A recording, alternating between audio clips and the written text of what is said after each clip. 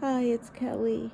It's Monday morning and I just got back from the hospital. I had to leave here at about 7:30 in the morning to get there so they could take my blood. I've felt really nauseous this morning and got car sick on the way there. And then after I was there, they said they had to, instead of just take the blood, put an IV in, because I looked dehydrated. But then they just wheeled me back out to the waiting room and let me sit there for an hour and a half without even offering me a drink of water. So I guess I wasn't that dehydrated. Thankfully, my husband was with me and he went and got me water. And I would have to lift up my mask and hold my breath and drink some water. And I had to do that because most of the staff were not wearing masks. And the staff that were wearing masks, most of them were under their noses. So out of all of the staff that I saw today, I would say maybe 20% were wearing masks to protect me, and the rest were I would say another 10% were wearing masks but under their noses, and then 70% were not wearing masks at all. And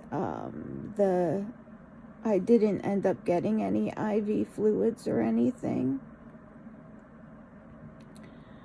So, and the nurse that came in, the nurse that put it in, was wearing a mask, but under her nose, and coughing and sneezing. And then the nurse that came in to take the IV out of my arm was not wearing any mask, and she was coughing.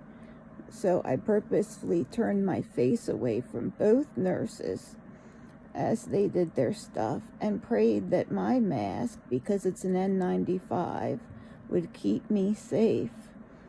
And I was thinking about all the other patients who the masks they have are the ones that the hospital gives them.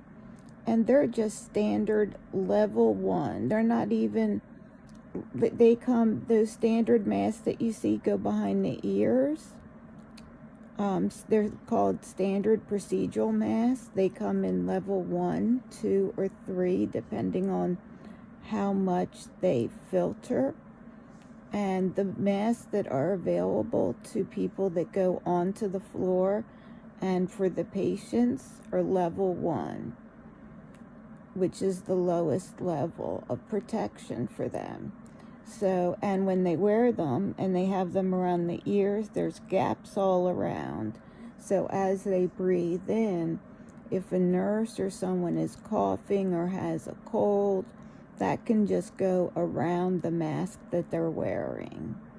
So in our rooms, they were pressurized, and I was even scared not to wear my mask in my room when people came in, but I kept being told, no, there's all these precautions.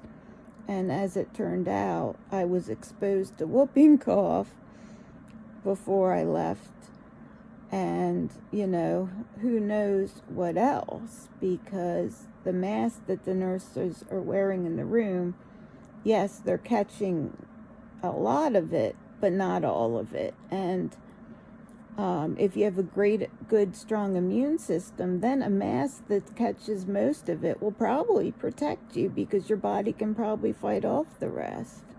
But guess what? If you're like me and the other people who have just been through a bone marrow transplant, you don't have that protection. So my blood counts were drawn, and my white cells are down to 2.4, and that's Probably because they stopped giving me the drug that they were injecting me with called filgrastim, which stimulates your body to make white blood cells. So they stopped giving me that a couple days before discharge, and then we started to see my white blood cells come down, and now that they're down so low, if I get any fever or anything, I have to go right to the ER. So I just love how one hand says one thing, hey, your white cells are low, you're at risk, and the other hand says, but we don't need to wear masks around you because that would be inconvenient for us. I'm just frustrated right now, and I just don't feel like the transplant center is doing a good job of protecting their patients. And I'm just wondering, like, what their after transplant infection rate looks like. Considering if I wasn't wearing an N95 in there today, I would have been terrified with all the people that were coughing around me and how many people were close to me within not just 6 feet, but within a foot of me, actually working on me and not wearing a mask.